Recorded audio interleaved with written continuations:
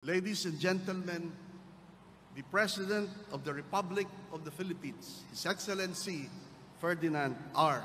Marcos Jr.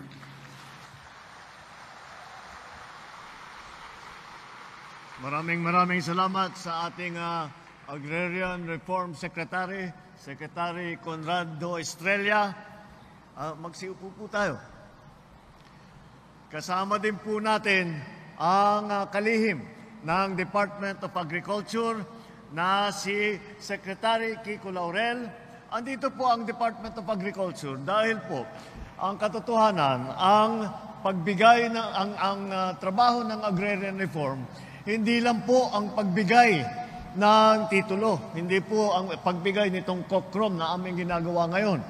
Kasama din po sa trabaho ng agrarian reform ay ang suporta na ibinibigay sa agrarian reform beneficiary. Kaya kasama po natin ang ating kalihim ng DA upang sila magsama-sama at gumawa ng paraan upang mabigyan ng suporta ng tulong sa pamamagitan ng mga seedlings, sa pamamagitan ng mga equipment.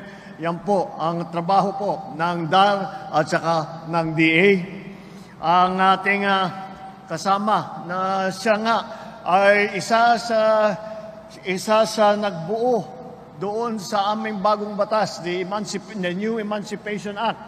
Ito po ang batas na nagbura sa lahat ng utang ng mga agrarian reform beneficiary. Ito po, kasama po natin si Senator Francis Tolentino.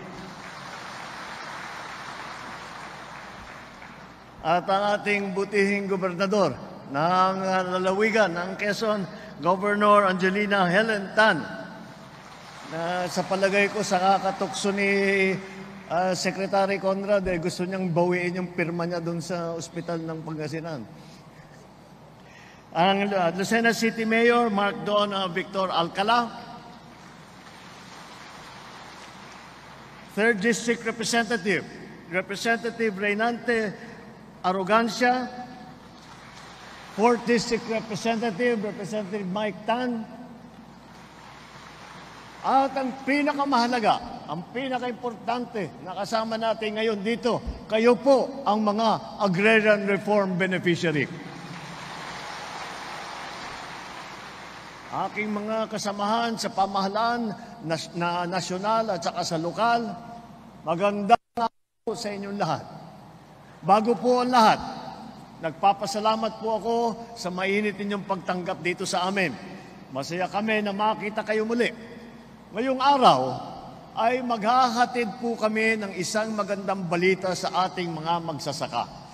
Sabi ko nga, kayo ang pinakamahalagang panauhin sa okasyong ito. Walang tigil kayong naghahanap buhay sa ilalim ng init ng araw upang mapalago ang inyong mga sakahan at tugunan ang pangangailangan ng ating mga pamayanan. Kahit sa gitna ng unos, patuloy kayong bumabangon upang makapagbigay ng pagkain sa bawat tahanan. Hindi namin matatawaran ang pagsisikap at sakripisyo ninyo sa araw-araw. Kaya't ang hangad namin ay mabigyan kayo ng ginhawa na buhay. Mas pinag-ibayo po ng ating pamahalaan ang pagtulong at paglilingkod sa inyo at sa taong bayan. Ngayong araw, mamimigay po tayo ng mga e-titles sa 15 benepisyaryo na sumasaklaw sa mahigit 15,000 benepisyaryo na sumasaklaw sa mahigit na 31 hektarya ng sakahan. Layunin po ng DAR sa ilalim ng kanilang tinatawag na split project na iparti-parti sa inyo ang mga collective CLOA na una nang naipagkaloob sa inyo. Sa gayon, magkakaroon na po kayo ng sarili ninyong titulo sa lupang inyong sinasaka sa wakas. Alam po namin ni Secretary Estrella na yung iba po sa inyo ay napakatagal na ninyong inaantay.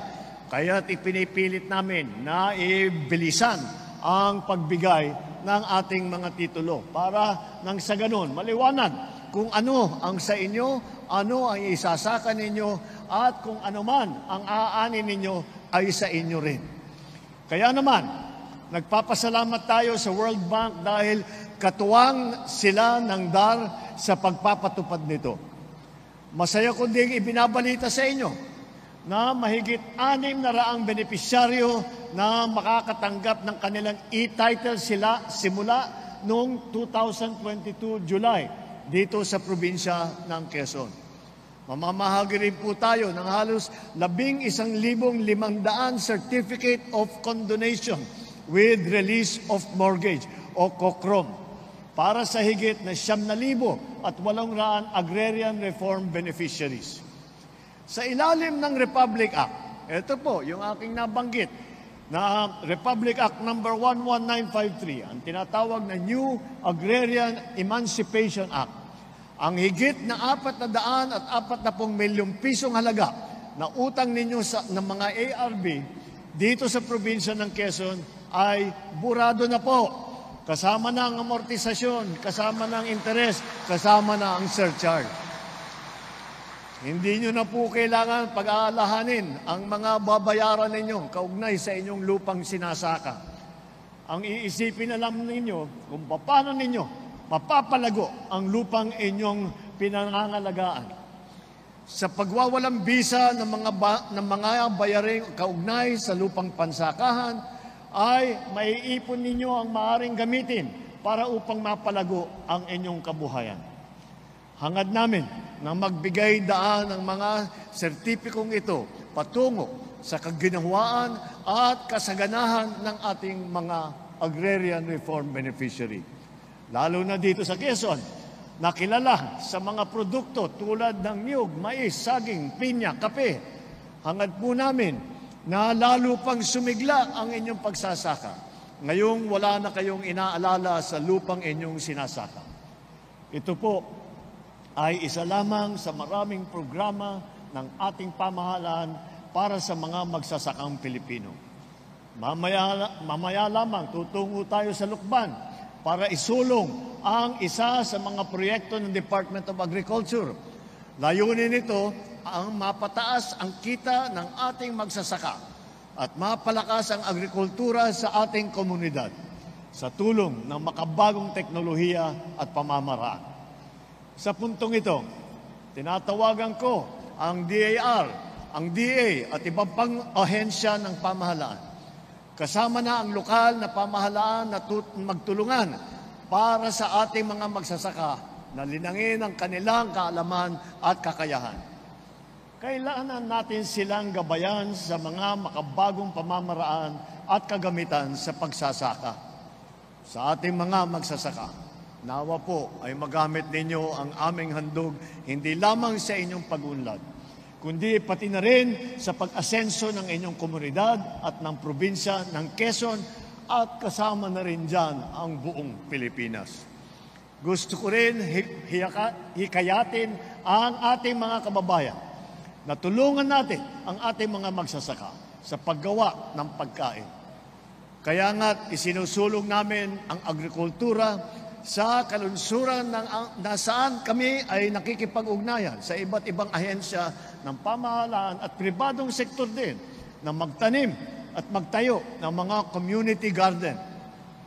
Kung mas marami pa ang magtatayo ng mga hardin sa kanilang mga paaralan, tahanan at komunidad, hindi na natin masyadong pinoproblema ang mura at masustansyang pagkain.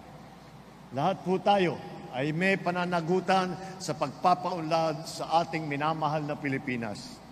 Ating pong gampanan ang ating mga tungkulin at sama-sama natin pagtulungan na makamit natin ang masaganang, progresibo at maunlad na bagong Pilipinas. Maraming salamat po sa inyong lahat. Mabuhay ang lalawigan ng Quezon. Mabuhay ang bagong Pilipinas. Maraming salamat po, mahal na Pangulo.